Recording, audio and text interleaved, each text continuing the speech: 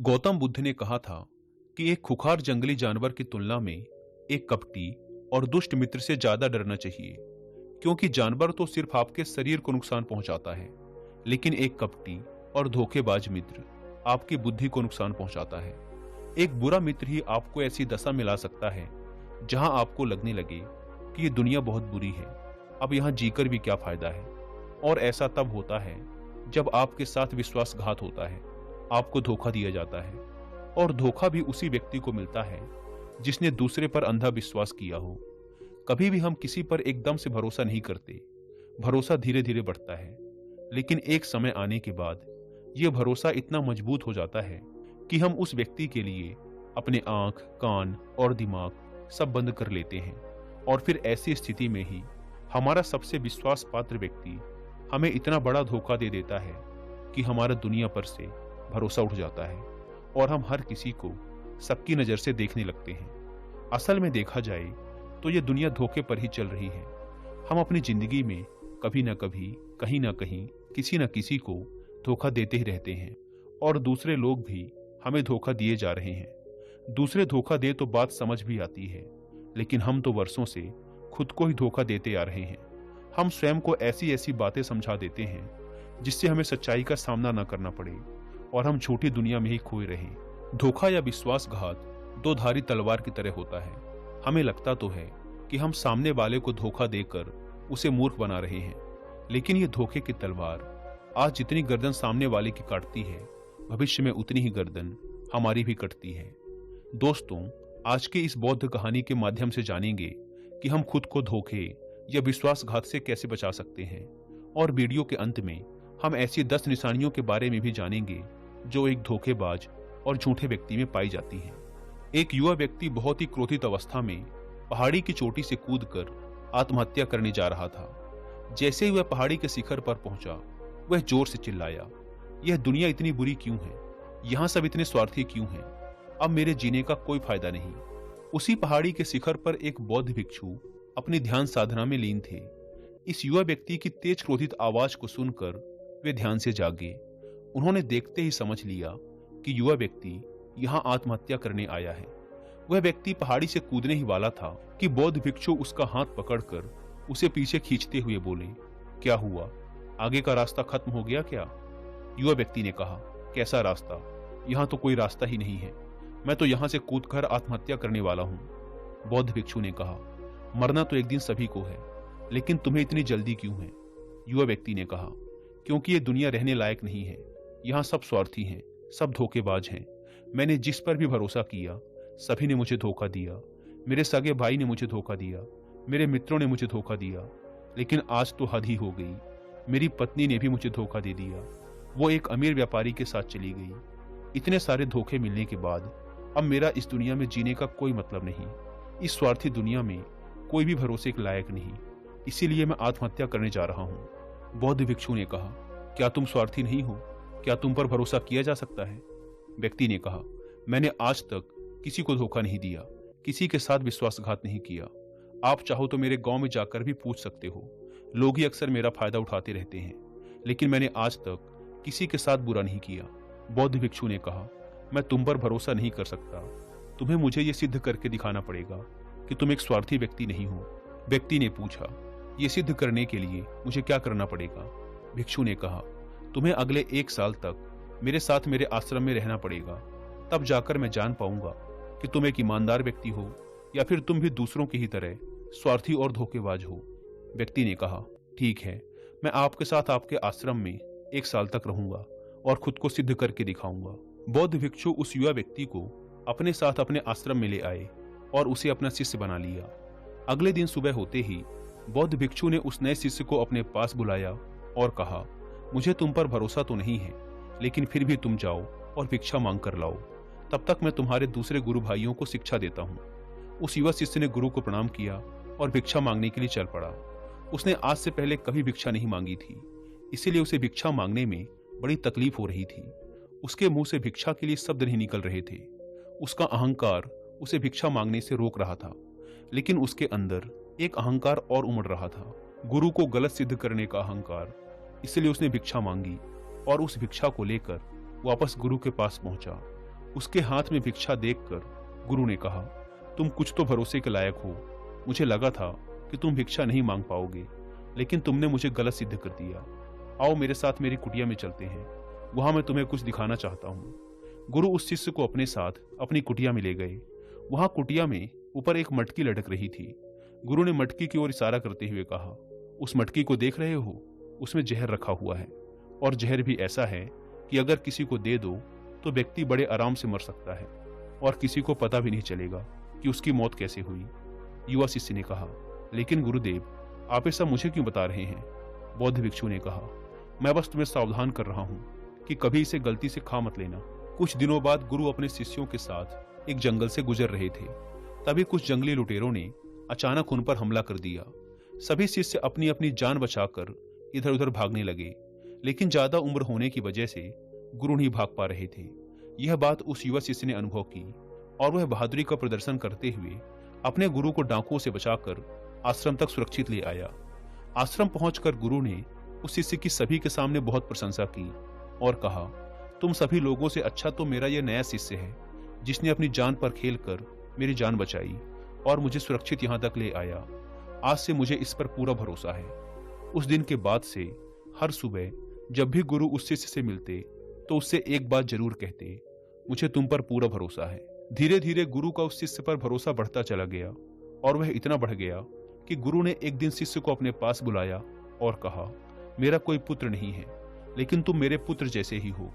अब मेरी उम्र हो चुकी है, मैं बूढ़ा हो गया हूँ, इसीलिए मैं चाहता हूँ कि मेरी मृत्यु के बाद इस आश्रम की बागडोर तुम अपने हाथों में ले लो।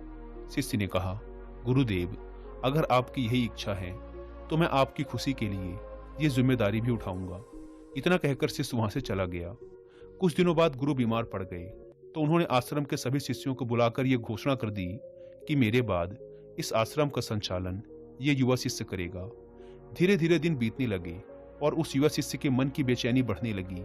वो जल्द से जल्द आश्रम को अपने कब्जे में लेना चाहता था। वो हर सुबह गुरु के पास जाकर यही देखता कि गुरु के स्वास्थ्य में कोई प्रभाव पड़ा या नहीं, लेकिन गुरु का स्वास्थ्य तो दिन प्रतिदिन अच्छा होता जा रहा था। अब तो उसके सब्र का बाण भी टूटने लगा। उसके रातों की नींद चली गई। वह हर समय यही सोचता रहता कि कैसे गुरु को रास्ते से हटाया जाए और किसी को पता भी न चले। कभी वह सोचता कि गुरु को नदी में धक्का दे देता हूँ, लेकिन अगले ही पल उसे ख्याल आया कि गुरु तो अच्छे तैराक हैं, वो तैरकर बाहर आ जाएंगे। फिर कभी सोचता कि गुरु को गला दबाकर मार देता हूँ, सब जानते हैं कि मैं गुरु का भरोसेमंद हूँ, इसलिए मुझ पर किसी को शक भी नहीं होगा। लेकिन फिर वह सोचता कि अगर थोड़ी सी भी चूक हुई तो इससे बात बिगड़ भी सकती है। मुझे कोई ऐसा तरीका ढूंढना होगा जिसमें गुरु की मौत भी हो जाए और सभी को यही लगे कि यह एक स्वाभाविक मृत्यु थी और भगवान को यही मंजूर था। एक दिन वह युवा शिष्य गुरु के पास उनकी कुटिया में बैठा हुआ था। तभी उसकी नजर ऊपर लटक रही मटकी पर पड़ी। उसे याद आया कि गुरु ने कहा था, इसमें जहर है, और जहर भी ऐसा है जिसका किसी को पता नहीं चलता। उसने सोचा कि यही सही रहेगा, ये जहर गुरु को दे देता हूँ और किसी को पता भी नहीं चलेगा कि उनकी मृत्यु कैसे हुई। फिर पूरे आश्रम पर सिर्फ मेरा नियंत्रण होगा। अगले दिन उसने चुपके से गुरु की कुटिया से वो जहर चुरा लिया और उसे गुरु के खाने में मिला दिया। गुरु ने वह खाना खा लिया और रात में सोने चले गए। लेकिन जब सुबह हुई तो पूरा आश्रम जागा, पर गुरु नहीं जागे। शिष्यों ने गुरु की कुटिया में जाकर देखा तो पता चला कि गुरु की तो मृत्यु हो गई है। जब यह बात उस युवा शिष्य को पता चली तो वह अंदर ही अंदर बहुत खुश हो गया और आश्रम को अपने नियंत्रण में लेने का काम शुरू कर दिया। उसी आश्रम में गुरु का एक सबसे पुराना शिष्य भी था। वह चुपचाप यह सारी घटना देख रहा था। वह अपनी कुटिया में गया और वहां से एक औषधि ले आया और वह औषधि गुरु को पिला दी।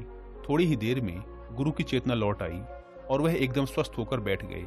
यह सब देखकर उस युवा शिष्य के पैरों तले जमीन खिसक गई। वह बुरी तरह घबरा गया।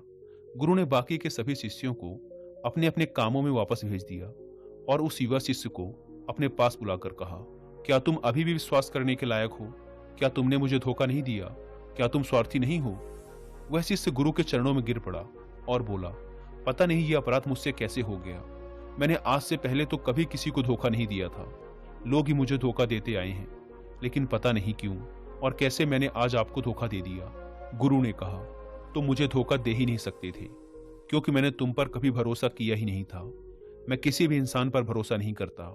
मैं केवल उसी पर भरोसा करता हूं जो मैं अपनी आंखों से देखता हूं, और मुझे तुम्हारे अंदर लालच दिखाई दे रहा था, और यह लालच भी मैंने ही तुम्हें जानबूझकर दिया था, क्योंकि कोई भी व्यक्ति केवल 3 कारणों से ही किसी के साथ विश्वासघात करता है। पहला स्वार्थ, दूसरा लालच और तीसरा ईर्ष्या। कहानी पर वापस लौटते हैं। उस युवा भिक्षु ने गुरु से पूछा, लेकिन गुरुदेव, मैं खुद को इस स्वार्थ, लालच और ईर्ष्या से कैसे मुक्त रख सकता हूं? गुरु ने कहा, खुद को पढ़ो, खुद को जानो, खुद के भीतर उतरने का प्रयास करो। इंसान के भीतर बड़ी संभावना है। वह खुद को कुछ भी बना सकता है, वह कुछ भी हो सकता है। और जब तुम में कोई बदलाव आए तो खुद के भीतर झांक कर यह जानने का प्रयास करो कि तुम क्यों बदल रहे हो, कौन तुम्हें बदल रहा है, यह बदलाव अच्छा है या बुरा। खुद का आत्मनिरीक्षण करने का प्रयास करो।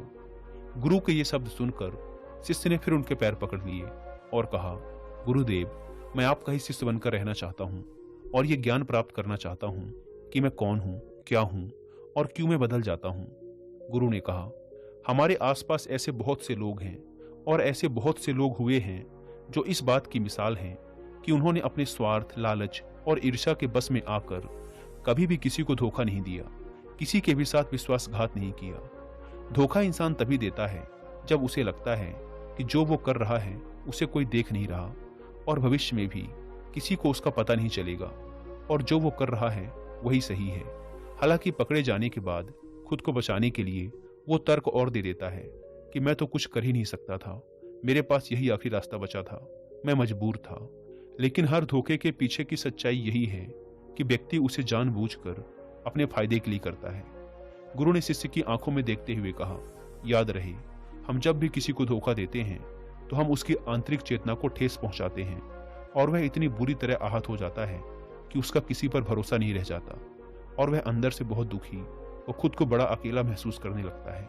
इसीलिए अगर तुम चाहते हो कि तुम्हें कोई धोखा न दे पाए तो अपनी आंख, कान और दिमाग को खुला रखो।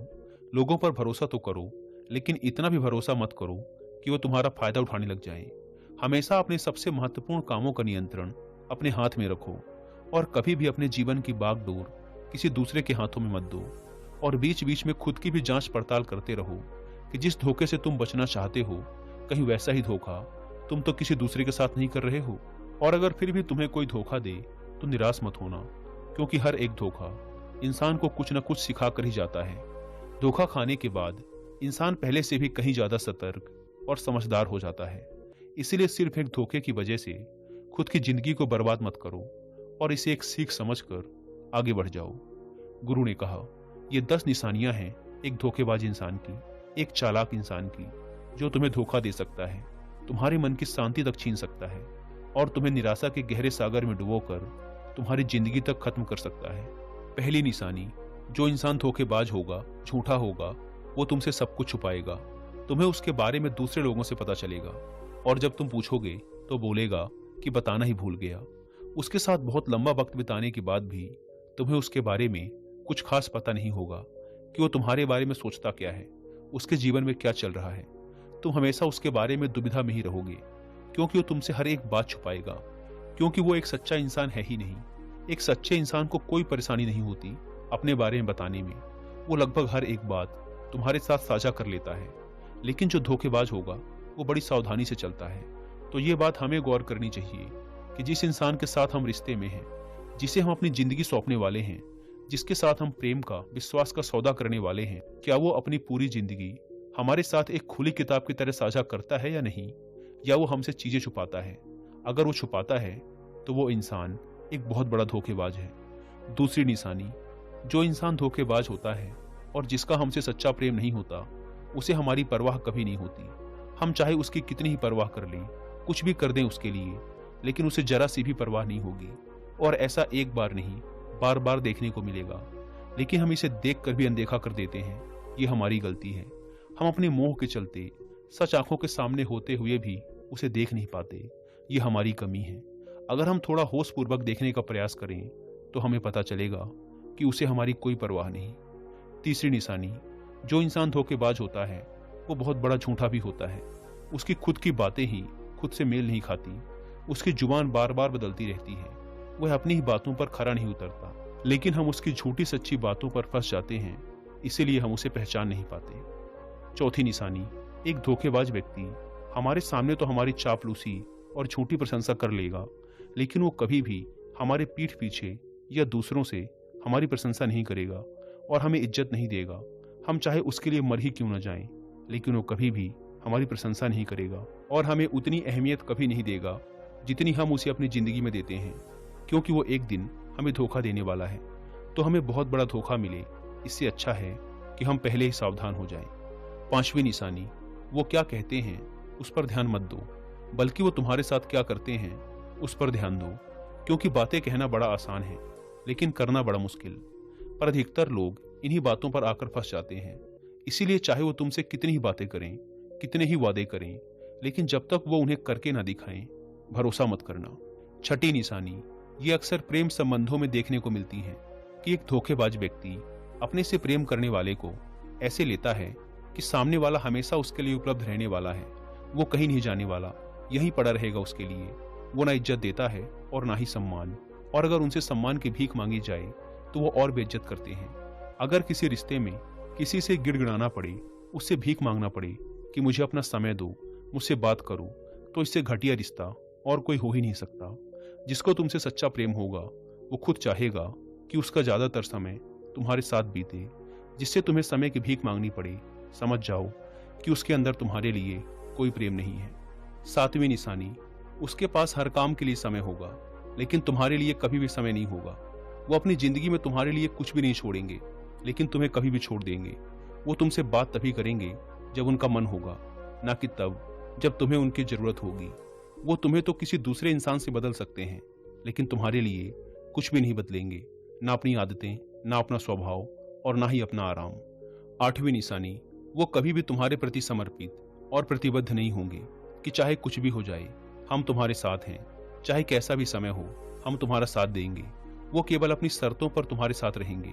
जब जब उन्हें आराम होगा और अच्छा लगेगा, वो तुम्हारे साथ रहेंगे, और अगर उन्हें थोड़ी सी भी तकलीफ हुई तो वो चले जाएंगे, क्योंकि वो अपने आराम से बाहर आकर तुम्हारे लिए कभी भी कुछ भी नहीं करने वाले। 9वीं निशानी, वो तुम्हें हमेशा दुख पहुंचाते रहेंगे, कभी जानबूझकर तो कभी उन्हें पता भी नहीं चलता कि वो तुम्हें कितना दुख पहुंचा रहे हैं, और तुम्हारे दिल को ठेस पहुंचती रहेगी। जो इंसान तुमसे सच्चा प्रेम करता है, उसके साथ तुम्हें खुशी महसूस होगी। उसके साथ रहने पर तुम्हें ऐसा लगेगा कि जैसे तुम हल्के होकर हवा में उड़ रहे हो। और अगर तुम एक धोखेबाज, एक गलत इंसान के साथ रिश्ते में हो, तो तुम्हें सब कुछ भारी भारी और बोझिल लगेगा। ऐसा लगेगा जैसे कुछ ठीक नहीं हो रहा। तुम्हारे अंदर से ये आवाज आएगी कि ये रिश्ता ठीक नहीं है तुम्हारे लिए। पर अगर तुम उसे सुनकर भी अनसुना कर देते हो तो ये तुम्हारी गलती है। 10वीं निशानी, तुम उनकी जिंदगी में कहीं नहीं होते, कोई विशेष जगह नहीं होती तुम्हारी उनकी जिंदगी में।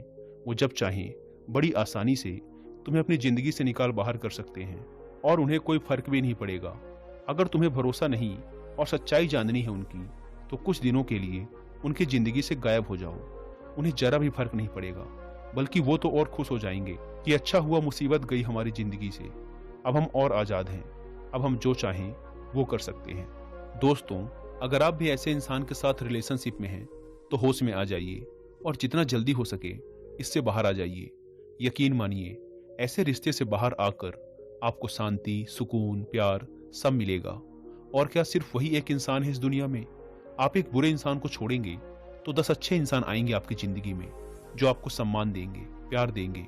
पर जब तक आप ऐसे झूठे इंसान के साथ जुड़े रहेंगे, आपको दूसरे अच्छे इंसान दिखेंगे ही नहीं।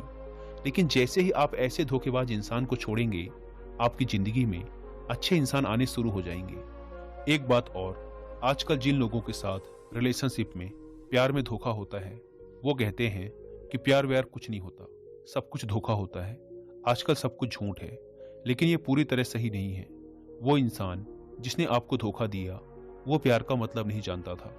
पर आज भी दुनिया में ऐसे बहुत से लोग हैं जो प्यार करना भी जानते हैं और उसे निभाना भी जानते हैं। जिन जिन लोगों के साथ धोखा हुआ, वो तो अपनी तरफ से सच्चा प्यार कर ही रहे थे ना। प्रेम तो ईश्वर का वरदान है, और प्रेम पर ही ये दुनिया टिकी है। अगर एक गलत इंसान आपके प्रेम को नहीं समझ पाया, तो इसका मतलब ये नहीं कि इस दुनिया में प्रेम ही नहीं है। ये दुनिया प्रेम से ही चलती है। ये हंसती नाचती दुनिया प्रेम करने वालों के बदौलत ही है। और अंत में एक बात और दोस्तों, अगर आपको अपने परिवार वालों से धोखा मिले या फिर आपको कोई गलत फहमी हो गई हो, तो कोशिश यही करिएगा कि आप लोग एक दूसरे की बातों को समझें, एक दूसरे को जानें और एक दूसरे को माफ करें। क्योंकि दोस्तों, आपको बहुत सारे लोग मिल जाएंगे, लेकिन आपके परिवार जैसे लोग आपको पूरी दुनिया में कहीं और नहीं मिलेंगे। हाँ, उनकी बात अलग है जो आपके परिवार से थोड़े बाहर के लोग हैं, जैसे आपका मित्र, कोई दूर का सगा संबंधी या फिर कोई पड़ोसी। लेकिन परिवार के लोगों को माफ करने में ही समझदारी